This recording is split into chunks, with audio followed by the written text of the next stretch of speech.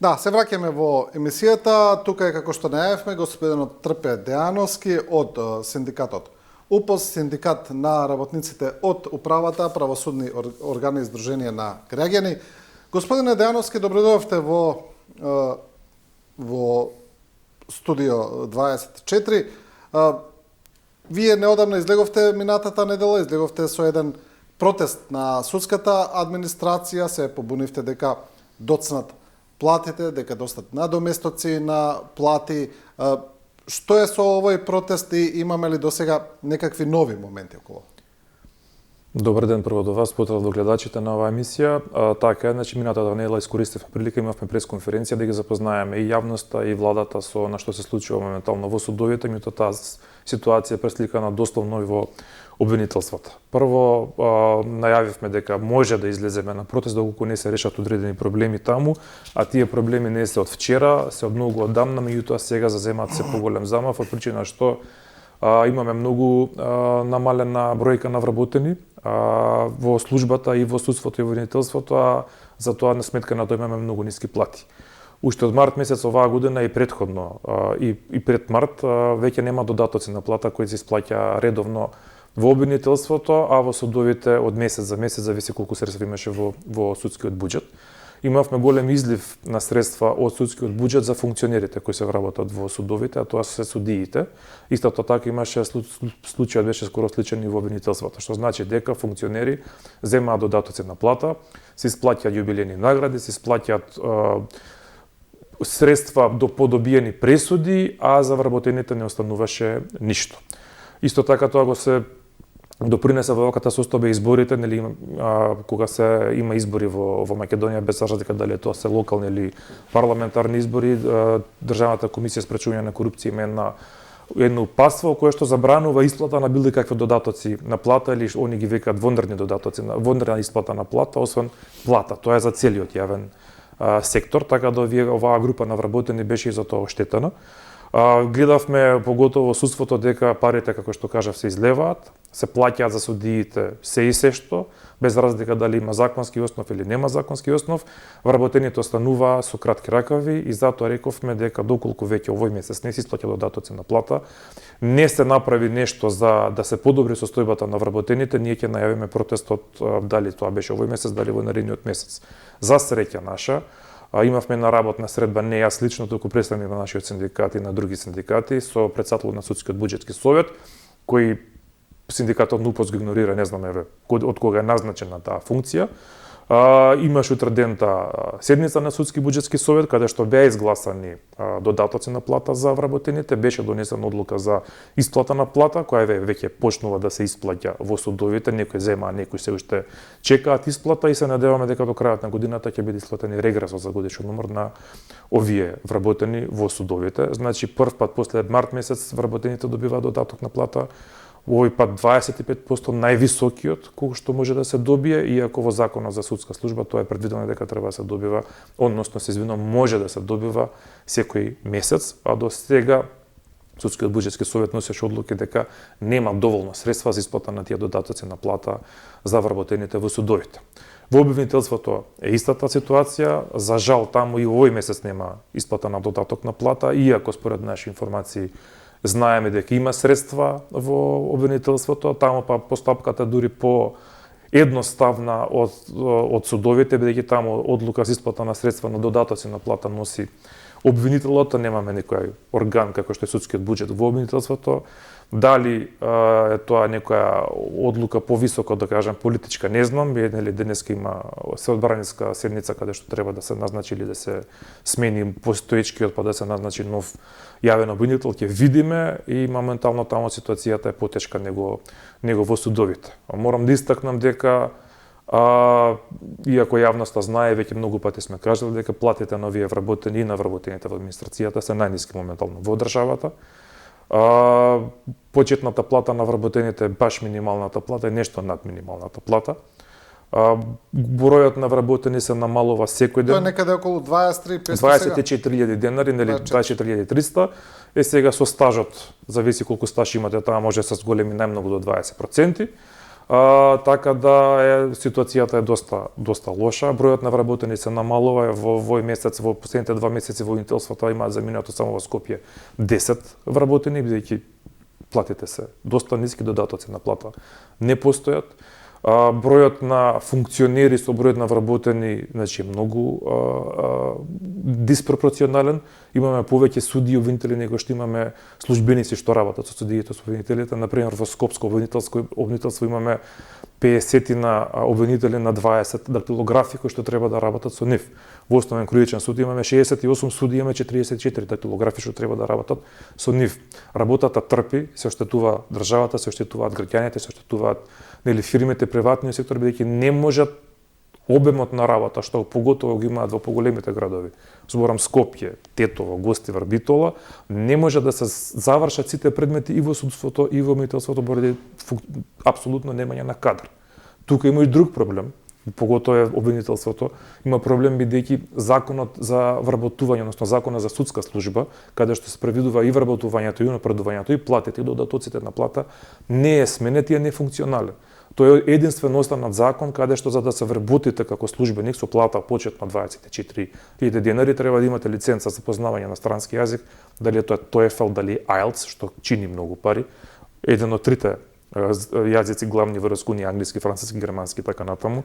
Треба да имате лиценца за познавање на работа со компјутери без разлика кои, на пример, дали е тоа Word, дали е Excel, што исто така чини многу пари. Платата, како што кажав неколку пати, е 24.000 денари. Огласите се објавуваат, никој не се јавува на тие огласи бидејќи не е атрактивна платата, а нови вработувања немаме и во судство и во обвинителство повеќе од 3 години. Секогаш се пуштаат планови за вработување, се бараат нови вработени, то тие вработени не се одобруваат, а и кога да се одобрат, огласите пропаѓаат бидејќи никој не ќе веќе да работи. Имаме случаи големи моментално, правиме заеднички напори со одреден суд да побараме за записничарките, дактилографките да добијат барем тие колечки бенефициран стаж за тоа што го работат, бидејќи моментално не се постигнува да ја сработат работата. Вие треба да се знае дека еден дактилограф во тек на еден ден може да работи со 4 различни суди, веќе нема кој друг дактилограф да ги покрие работните задачи, истото е и во обвинителството. Сите тие колешки имаат и проблеми и со кичми, и со раце, и со нозе, дури имаме случаи каде што не може да се стане од столче, да се оди на пауза до тоалет или да се јаде, бидејќи имаме преголем обем на работа во предмети и во обвинителството и во судството. Добро, Дејановски, еве да ве прашам прво за овие додатоците за плата. Вие велите дека судскиот буџетски совет кажал дека тие едноставно немале пари тогаш, па затоа не ги давале и не ми е јасно дали е тоа регулирано законски, дали е тоа оставено на доброволна основа сега, дали они сакаат или не сакаат да ги дадат, дали е тоа регулирано со закони, со колективни договори, мислам, дали е тоа оставено така да биде на некоја доброволна база или едноставно мора да се дадат. Овие додатоци на плата во судството и во обвинителството, бидејќи тие закони се 99% идентични, се во судовите, ќе се фокусирам, се дадени на одлучување на судскиот буџетски совет. Што значи дека секој месец судскиот буџетски совет треба да има седница, на таа седница се носат одлуки за исплата на плата и така натаму и за исплаќање на додатоци на плата кои се по основ на законот. Тие додатоци на плата кумулативно за вработените може да изнесуваат најмногу 25% од нивната основна плата. Значи не може повеќе од тоа. Судскиот буџетски совет, се извинувам, некогаш носеше одлуки 5%, 10%, 8%, се зависи според нивните кажувања колку пари има во буџетот на судскиот буџетски совет. Меѓутоа треба да се знае дека исто така тие носат одлуки за исплата на додатоци на плата и за судиите, кои за разлика од страна на вработените имаат многу повисоки плати од вработените. Моментално до одредени нивоа платите разликата е 1:4, 1:5, што представува огромна разлика на плата на функционер, односно судија, обвинител со службата во судството и обвинителството. Во оваа година и минатата година, тоа мислам дека започна, имавме проблеми за тоа што судиите почнаа да тужат и да поднесуваат тужби за права кои нив не ги опфаќаат. Зошто го велам тоа и кои се тие права? Тоа се права за регрес на годишен одмор и за јубилејни награди, плюс има уште една ставка за кој што тужи. Функционер, без разлика кој е во државата, не смее да ги има правата од колективните договори кои треба да ги уживаат вработените. Значи, тоа е нонсенс функционер да бара нешто што треба да го добие работникот. Имавме случај на судика која веќе замина во пензија, прва да тужи, да добие регрес за годишен одмор за 3 години наназад по колективен договор наш на синдикатот на УПОС. Тоа е, за мене, класично изигрување на државата, на судството, за да добие некој судија нешто што не му следува. Судиите не се опфатени со тој колективен договор по правило? Тоа се само работниците? Меѓутоа пресудите што бидејќи судиите се сметаат за функционери. Апсолутно. Меѓутоа пресудите што си ги носат они сами на себе, ти како судија, јас како судија, ти тужиш, јас ти досудувам, си викаат да, така е, ние сме функционери, но во исто време сме вработени во судовите. И бидејќи сме вработени во судовите, нас не следуваат додатоци на плата, односно надоместоци за регрес, за јубилејни награди и се што треба да го добијат вработените. Добро, кога сте ги правеле колективните договори, учествувале судиите во нив, се согласиле? Ние имаме членови од судиите, апсолутно во синдикатот, меѓутоа колективните договори ние ги правиме со владата. Судството за вработените, а не ги правиме со судиите. До јули месец оваа година, по одредбите на законот за вработени во јавен сектор, што за жал таа одредба веќе не постои, изрично беше наведено дека избраните и именуваните лица, во кои што влагаат и судиите, бидејќи се избрани лица во собранието, не се сметаат за вработени во институциите на јавниот сектор. Сега, ви имате законска одредба, каде што вика дека тие не се сметаат дека се вработени, бидејќи се функционери, а од друга страна имате пресуди на судии, односно на судови, кои што велат дека се вработени. И тука е изигрувањето на законските одредби со нивното под наводници право да добиваат додатоци на доместоци на плата, што се наменети само за вработените. Сега ова што прави? Ова прави да сите средства од судскиот буџет, што треба да добијат и работниците, а не велам дека судиите не треба да добијат, апсолутно, меѓутоа, за овие надоместоци на плата не треба да бидат исплатени. Апсолутно и за нив, и за обвинителите, или за било кој друг функционер во државата. Ако веќе имате вие вакви пресуди за судиите, вие треба сега секој пратеник во собранието, кој е функционер, и кој е вработен во собранието додека му трае мандатот, ќе може да тужи да си добие регрес за годишен одмор. Секој министер, секој заменик министер, директор и така натаму, отварате врата на сите функционери да добијат додатоци на плата и надоместоци на плата кои реално се наменети само за работниците. Дали поради тоа оваа ваша изјава дека постои револ што сите пари, цитирам, од судскиот буџет се одлеваат на исплата на неосновани тужби на судови, кои иако се функционери тужат за исплата на регрес на годишен одмор. Значи, сакате да кажете дека има повеќе вакви тужби и дека се, како што вие велите, сите пари се одлеваат за тоа? Апсолутно. Бројот на тужби не можам да го знам, не мислам дека тоа треба да се направи нека анализа меѓу судовите да видат како е. Меѓутоа, токму на тој начин они ги добиваат овие пари. Прво, имате не само трошоци што ќе му исплата на судијата јубилејна или регрес. После имате адвокатски трошоци. Ако не се исплати таа пресуда, имате трошоци на извршители. Тие пари во тој судски буџет или обвинителството што ги има, намето да се трошат за вработените, за унапредување на работните односи, за да се купи компјутер или нешто да се направи во канцелариите, ние тие пари ги трошиме и ги даваме на судиите, би ги тужат за нешто што за мене, ви кажам лично, пошто доаѓам од адвокатура, за мене тоа е неосновано. Втора работа, односно трета работа, судиите одредени, сега не кажам дека сите судии се такви дека сите тужат, ниту голем број тужат. Прво и основно тужат и за спогодби кои 2019-2020 година ги подпишаа со минатата влада за додатоци на плата. Во тие спогодби судиите се откажуваа од добивање додатоци на плата и во тие спогодби изрично си подпишуваа сами дека нема да тужат за тие додатоци од кои се откажуваа. Сега излега пупу не важи, тужат и по тие спогодби и по тие спогодби добиваат уште повисоки износ од јубилејните што се предвидени од регресот за годишен. Но како е тоа можно? Еве, вие сте правник, јас сум, да речеме, граѓанин кој работите гледам од оваа страна. Не знам, имаме некои базични примери кога подпишуваме нешто, еве, на пример, дека се откажуваме од тужба или дека се откажуваме од побарувања. Едноставно, тој ваш подпис е печат на тоа барање. Вие не можете едноставно да барате после тоа. Како е можно они покрај свој подпис повторно да бараат? Како е можно тоа во правото, не ми јасно? Ќе одговорам како граѓанин и како правник, значи мислам дека тука треба стане малце збор и за образ. Меѓутоа изгледа некои луѓе што носат тоги немаат никаков образ и наоѓаат начин како да си го заобиколат правото, што треба да го практикуваат и треба да делат правда и на нас, граѓаните, и на приватниот сектор, и да работат во име на сметка за државата. Значи тоа изгледа кога ќе седнат на некоја столче го забораваат многу брзо. Тоа е жалната порака што ја праќаат на граѓаните.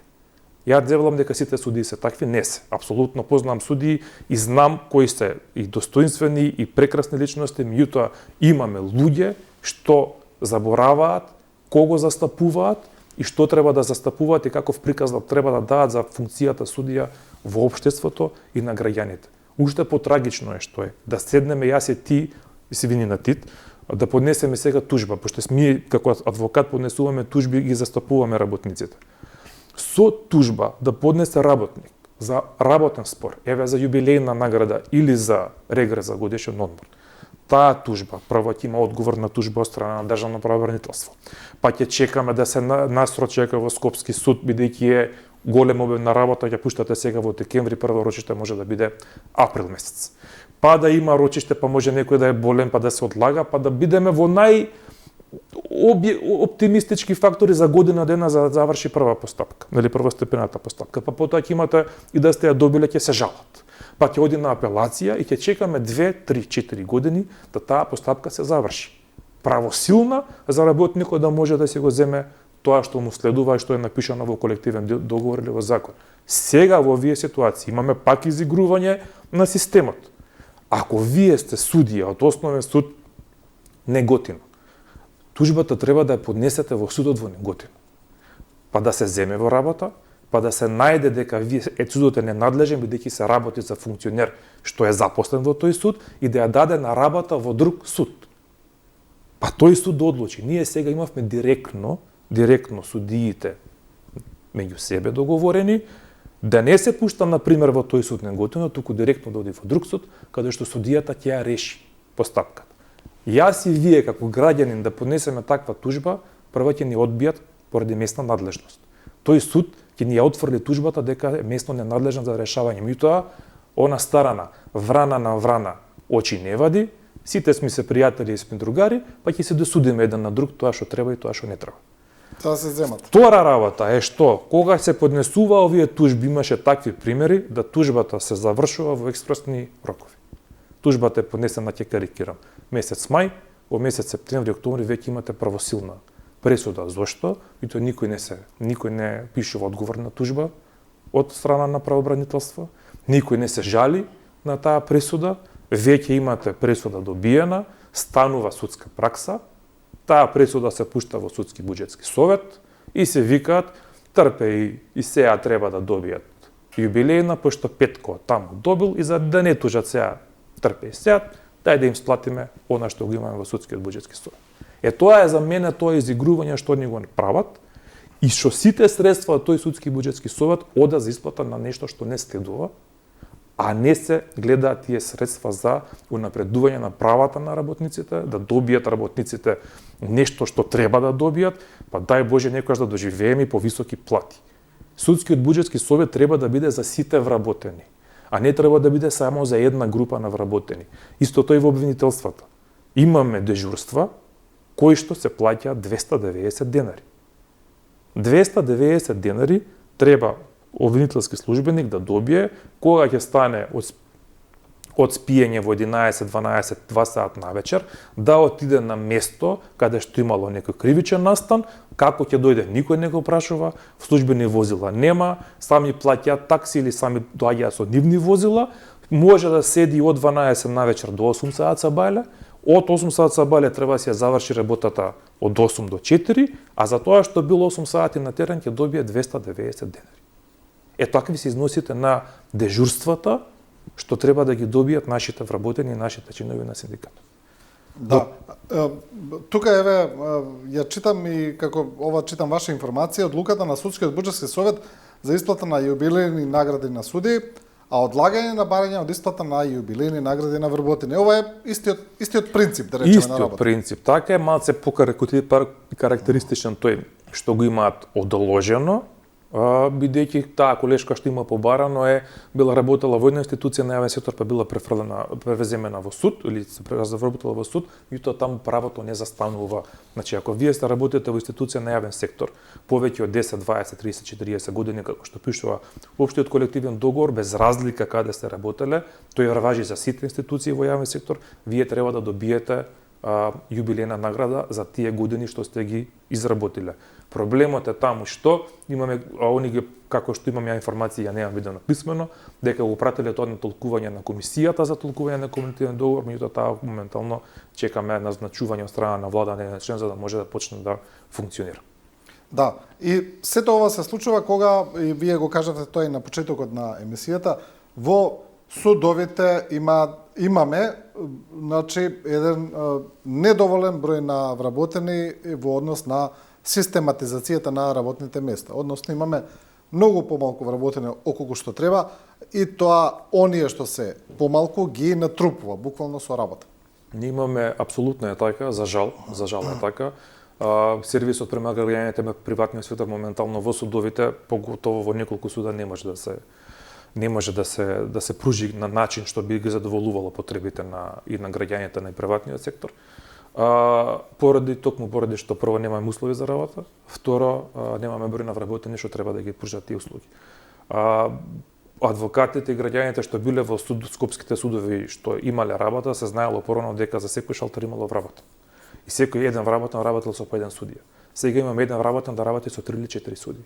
Имаме шалтери каде што веќе нема луѓе да примат допис до судијата што треба да се однесе нагоре.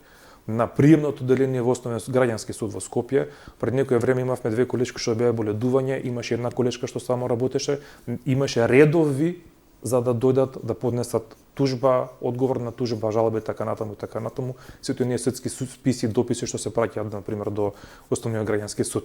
За условите на работа да не разговараме. Ние во Основен граѓански суд пак во Солна 4 години нема грејење. Имавме 6 месеци да не работеа тоалетите. На 180 вработени функционираше еден тоалет во подрум. Имавме излевање на фекали, пропуштање, прокиснување на кровови, компјутери нема купено, све на донација од USAID или од Европска унија, ама битно има за кожни столици и за нови тоги за судиите. Значи, овој моментално и оние контакти што ги имаме и со нашите вработени и со адвокатите, нема човек кој што влага во судството, во зградите на судовите да не го кажува истото. Дека мора веднаш да се реагира на некој начин за да тој систем, трета столб, трет власт во државата да профункционира на начин како што треба. Прво, да бидат задоволни вработените, да си ја извршуваат работната задача, а извршуваат иако имаат катастрофално ниски плати, за да можат граѓаните да добијат услуга што ја заслужуваат и се надевам дека некогаш ќе рикне, ама тоа не е до вработените, туку е до функционерите, до врбата на судовите повеќе од 2%. Мора да се подобрат многу работи за да тоа да почне да функционира, меѓутоа со Судскиот буџетски совет и она што се носат одлуки само за себе и за никој друг и не гледаат подалеку од никој друг, мислам дека многу тешко тоа ќе се направи. Да, еве ги бројките кои вие сте ги изнели. Од 508 предвидени работни места во систематизација пополните се само 180, од кои 50 судски соработници и 130 референти. Секој вработен извршува повеќе од 4 работни задачи и прима една плата. Во судот има 66 суди, а има 53 дактилографи за сите суди. И така натаму. Сега ми е прашањето. Кој решава за вработување во судиите, кој решава за пополнување на оваа систематизација, дали е тоа исклучиво Судскиот совет, дали треба да тука да се праша Министерството за правда, кој решава за функционирањето на целиот овој систем во овој поглед? Законските одредби кажуваат дека секоја година без разлика која институција во јавен сектор треба да направи годишен план на вработување и напредување кој до 15 декември треба да се поднесе во моментално би избориме за судовите и во судскиот буџетски совет и во Министерството за финансии. Значи од таму треба да се очекуваат средствата кои би дошле за нови вработувања.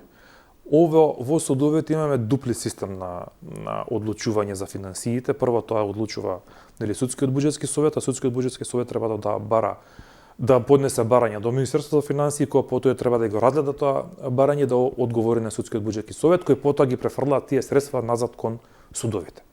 Секој суд, иако е посебно правно лице, зависи од судски буџетски совет и од Министерството за финансии. Сега, што прават судовите од тие судови со кои што да кажем, имаме соработка, знаеме, и заедно сме правеле акции да имаме вработување на оние групи на категории на вработени што стварно ни требаат. Меѓутоа, секогаш ние добиваме одговор од судскиот буџет, не од финансии, дека таква е законската одредба. Ние добиваме одговор од судскиот буџет. Секогаш нас не одговараат, тоест на судовите им одговараат дека моментално нема нови средства за вработување на нови вработени. Или нема средства за вработување на тие вработени што вам ви требаат. А требаат доста голем број на вработени, поготово стручните, како што се помладите службеници, стручните службеници што имаат завршено правен факултет, положен правосуден испит, меѓутоа имаме потреба било каква група на вработени. Дали судскиот совет тие барања што ги добива од судовите, дословно ги пренесува во Министерството за финансии, тоа прашање треба да го упатите до судскиот буџетски совет. Тука тој одговор не се сомневам, бидејќи не можам да се сомневам, бидејќи стварно не знам. Некогаш пречката може да биде Министерство за финансии, некогаш пречката може да биде судскиот буџетски совет, некогаш може и председателот на судот да не бара тоа што треба да бара. Меѓутоа, буџетот што доаѓа до судовите го контролира судскиот буџетски совет, а судскиот буџетски совет ги добива парите од Министерство за финансии. Може би таа дупла спрега не е добра, и јас мислам дека не е добра. Ако веќе сакаме независно судство, треба да имаме и независен судски буџетски совет. Меѓутоа, за да имаме пари, треба да се почитуваат законските одредби во Законот за судски буџет. Таму вика дека 0,8% од БДП-то на државата треба да го добие да се префрли во судски буџетски совет. За жал, од кога јас сум тука, никогаш не е префрлен точниот износ од 0,8% од БДП-то, туку секогаш се префрла помалку. Меѓутоа, тие информации што ги имаме, за оваа година не сум сигурен, меѓутоа, во минатите години, знаеме со сигурност дека и самите членови на судски буџетски совет гласаат да добиват помалку од 0,8%, а што е помалку од законската одредба. Зошто тоа го прават? Тоа треба да се прашаат они. Меѓутоа, кои би можеле да бидат мотивите, бидејќи тоа е наистина чудна одлука, да речем. Секоја година е така. Јас знам само за една личност која имаше барано 0,8%, за жал веќе не е член на судскиот буџет, од лични разговори со таа личност. Меѓутоа, од минатите години, од искуството што го имаме ние и тие информации што доаѓаат до нас, бидејќи ние со години бараме како синдикат да учествуваме, ајде да кажам, да присуствуваме во работата на судскиот буџетски совет кога се носат одлуки од интерес на вработените. Тоа ни е барање постаро од 15-20 години, никогаш не е услишано од страна на судскиот совет, судскиот буџетски совет. Два пати имам присуствувано онлайн во време на короната за добивање кога се носе одлуки за додатоци на плата. Повеќе од тоа не. Транспарентноста ја нема. Дознаваме од наши членови што се блиски со таму вработени, па да ни пренесат информација како е донесено, зашто е донесено, или ги гледаме одлуките кои се објавуваат на сајтот на судски буџет. Можете ли да претпоставите зошто? Бидејќи еве не знаете, но дали се работи за удоволување на извршната власт, еве ние ќе толку ни даате, толку ќе работиме. Стварно нема да ви бараме многу пари. Нема да ви бараме многу пари. Стварно не можам да разберам основата. Бидејќи е чудна одлуката, апсолутно е чудна одлуката кога викате дека кога законот вика 0,8%, така, а вие барате или добивате малку помалку, никој ништо не кажува. Сега со тие 0,8% ќе имате поголеми средства на располагање што може да ги употребувате за разни работи кои ви требаат во судовите или така натаму. Дали тоа плати, додатоци на плата, инвестиции, нова опрема, нели поправка на тековни работи и така натаму, тие пари ги немаат. Мене ме зачудува она што го велите вие, зашто не ги добиваат и зашто гласаат на начин како што гласаат. Може би грешам, може и моите информациите што доаѓаат до нас не се точни, меѓутоа мислам дека се. Добро, и кога велите дека во последните 3 години не се распишани огласи за нови вработувања, дали ова е од истата причина поради комуникацијата со Министерството за финансии? Дали Судскиот буџетски совет добива таму информации дека нема да ги одобрат, па не распишува, или процедурата е обратна? Тие треба да распишат, па потоа таму да бараат пари или да бараат средства. Прво треба да поминат годишните планови за вработување и напредување. Ако во годишен план вие барате вработување на, карикирам, 20 вработени, тоа ви е одобрено, тие годишни планови треба да ги примените и да барате вработување на 20 нови вработени. Да се објави јавен оглас во дневните вестници на македонски и на албански јазик, да почне постапката, да има интервјуа, така натаму и така натаму.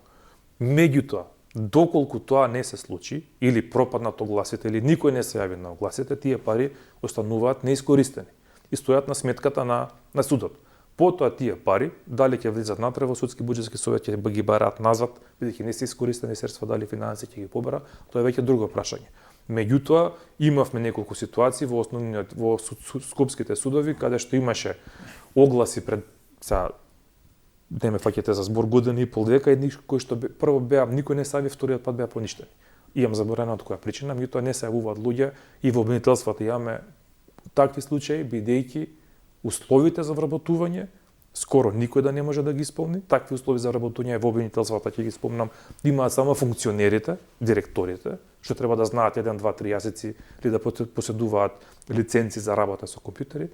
Платите се ниски и тие такви јавни огласи за вработување пропаѓаат, а за жал унапредувањето не постои. Одамна немам чуено некој да биде унапреден од едно ниво на друго ниво, зборам за службата, а и да се унапредат колегите, она што го добиваат финансиски многу малку, бидејќи од едно во друго ниво, ако во напред разговараме за 1500 до 1800 денари повисока плата. Ништо повеќе од тоа.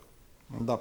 И велите дека исто така тука сега во целата оваа ситуација со сите овие проблеми кои ги набројувате, дека недостасуваат целосен социјален диалог со председателот на Судскиот буџетски совет. Едноставно тој не сака да ве слушне, ниту да разговара за ова. Па таква порака добиваме, бидејќи имаме барано 2 или 3 пати средба со него, до сега со председателот на Судски буџетски совет се немаме видено. Нема одговор на барањата, ние не бараме да збориме со него за ништо друго, туку бараме да збориме токму за овие прашања, да ни даде поддршка за законите кои се носеа, поготоа за судската служба во која што учествувавме ние како представник во работата, истиот закон како представник учествувавме во законот за обвинителска служба, предвидувавме нов систем на плати со покачени плати, со повисоки плати, добивме поддршка од Министерството за правда, бидејќи тие работни групи учествуваа голем број начинители и од власта и од граѓанскиот сектор. Сите се согласија на тоа што го пишува во тие закони. Добивме поддршка, која што кажав, лично од министерот за правда. Мислам дека и премиерот даде изјава во јавност дека никој нема против да се донесат тие закони. Јас се надевам дека ќе се донесат што побрзо, бидејќи само на тој начин ние ќе направиме некој мало помрднување да добијат овие вработени повисоки плати, а се предвидени повисоки плати. А ако им смета методологијата на плата што е предвидена, нека сменат, ама да го останат износот на плати со покачен износ од 20 до 30% се таму покачени платите и во судовите и во обвинителствата. Тоа ќе допринесе и да се јавуваат нови вработени и да вработените се мотивираат и да остануваат на работа.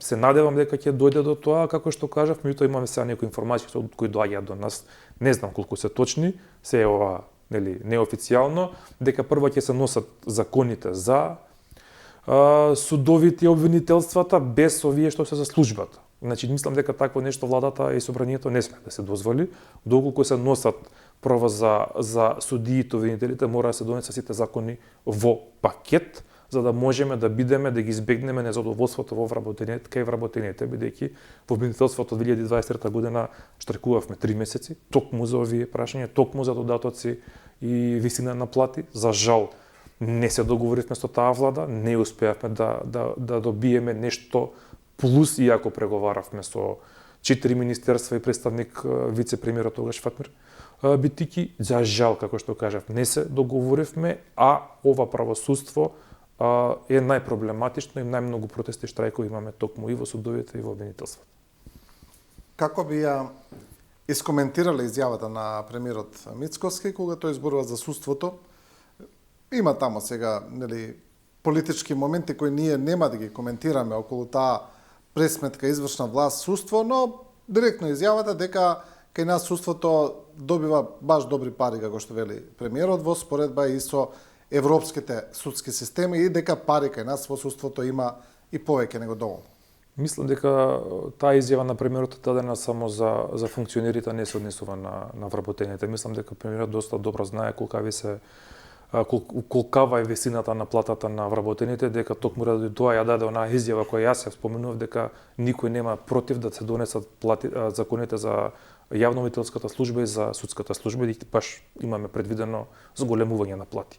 Она изјава јас себе лично ја толкувам дека се однесува на функционерите, дека тие пари од буџетот што им се дава на судовите и на обвинителствата се користи само за една група на вработени, а не за ние што треба да се користи. И мислам дека е порака до нив да се сенат да си ја работата како што треба. Добро, пред крајот на емисијата имаме уште 5-6 минути. Генерално за темата минимална плата, некако како да растот на минималната плата дефинитивно запре, тој застара негде на 24.000 денари.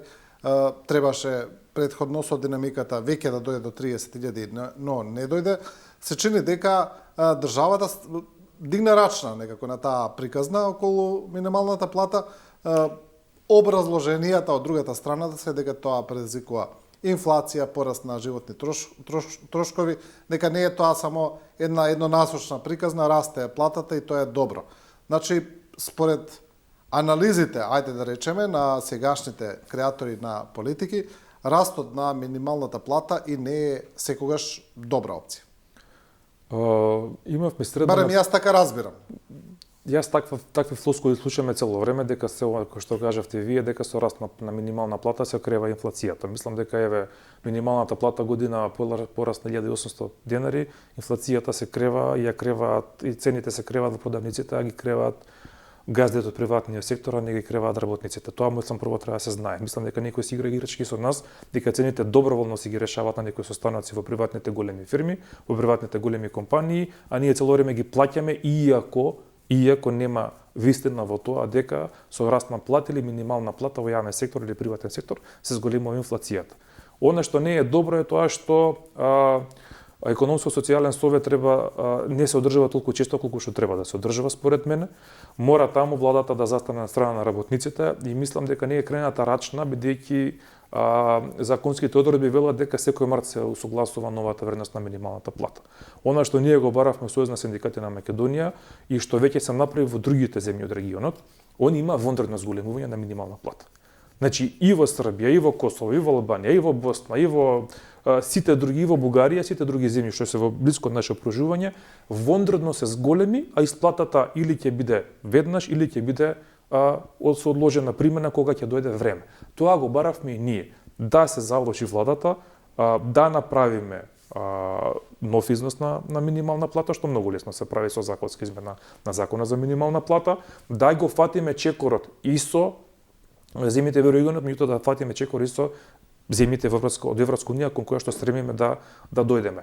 Мене мислам дека треба владата да се заложи повеќе за работниците, бидејќи ако се слушаат приватниот сектор, јас логиката во приватниот сектор веќе не ја гледам. Се наслушавме, се начитавме и во вашите дебатни емисии кога гостуваат представници на организации на работодавачи или на големи приватни компании, се жалат нема работници, нема кој да работи работни задачи, требало да се увезуваат работници од странство, ама нема да покачат плати. Едното со другото нема допир и нема некаков сенс. Немаме работници, нема кој да работи, ама нека работат работниците за овие плати што ги имаат, не дај Боже ние нешто да им зголемиме плата. Имавме на почеток на оваа година средба со Меѓународниот монетарен фонд. Првото прашање што го поставивме беше токму ова. дали има вистина дека ако се покачи минималната плата, тоа ќе допринесе да се покачи инфлацијата. Одговорот на 6 представници на Меѓународен монетарен фонд рече дека не. Нема да се покачи никако. Дека тоа не е поврзано. Нема никаква поврзаност со покачување на инфлација. Пак ќе кажам, минимално покачување на минимална плата, тоа е усогласување со трошоци на живот и просечната плата од 1800 денари. Ние во јавниот сектор, тоест во управата, администрацијата, ги добиваме линеарно, значи не добиваме процентуално, добиваме линеарно и тоа не може се однесува за, ајде да не претерам, 14 до 16 илјади работници во јавниот сектор, и тоа да допринесе до покачување на инфлација, мислам дека апсолутно не е точно. Кој е ставот на УПС за март, кога ќе се решава за минималната плата, кој е ставот на УПС, колкава таа треба да изнесува? Значи, од таа анкета што ја правевме заедно со Сојуз на синдикати на Македонија, нашето барање беше до пред известно време 500 евра во денарска противвредност, сега мора да изнесува повеќе, бидејќи мислам дека приватните компании поголемиот дел веќе нема плата што е минимална плата. Сите имаат многу поголема плата од минималната плата. Проблем може да бидат за нечии и трговци поединци кои ги прават, кои се на минимална плата, реално имаат многу поголеми добивки, а само се прави да се плаќаат помалу и придонеси во пензиско и здравствено осигурување и како даноци на државата. Мора владата да размисли, да направи добра математика, колку тоа може да го издржи, како што кажав, во јавниот сектор, освен синдикатот на УПС, кој што е поврзан на минимална плата, односно вработените во управата и правосудството, сите други имаат друг начин на пресметка на плата, и тоа во јавниот сектор ќе биде околу, пак ќе кажам, 16, 15, 120 илјади луѓе што ќе имаат малку поголем бенефит ако се донесе одлука за поинаква пресметка на минималната плата или се покачи вондрно, како што баревме ние минималната плата. Мислам дека нема да има големи импликации ниту врз цените, ниту врз инфлацијата. Она што моментално го живееме ние како граѓани на оваа држава, како работници, многу подобро покажува дека со овие плати, со оваа минимална плата и со оваа просечна плата, кои не се пораснати драстично, цените растат секој ден. Сега, како може ние на минимално покачување, тоест согласување на минимална плата, цените во продавниците да креваат инфлацијата, а цените се ги диктираат самите трговци, самите марши. Тука е нелогичноста која треба да се провери зашто е тоа така. Кој ги лаже и работниците и ги лаже и граѓаните? Мислам дека приватните компании и трговците кои си ги креваат маршите, кои ги креваат цените во продавниците, поготоа на основните прехранбени продукти, а се повикуваат на некаква инфлација, не е тоа точно. Да. Добро, ви благодарам за учеството во оваа емисија, ги поминавме рече се сите точки. Трпе Дановски од УПС, ви благодарам уште еднаш. Благодарам на поканата. И ова е крајот, почитувани и на Студио 10, ви благодариме и на вас за учеството во емисијата, за вашето внимание, за вашата доверба и се разбира, останете со програмата на Телевизија 24.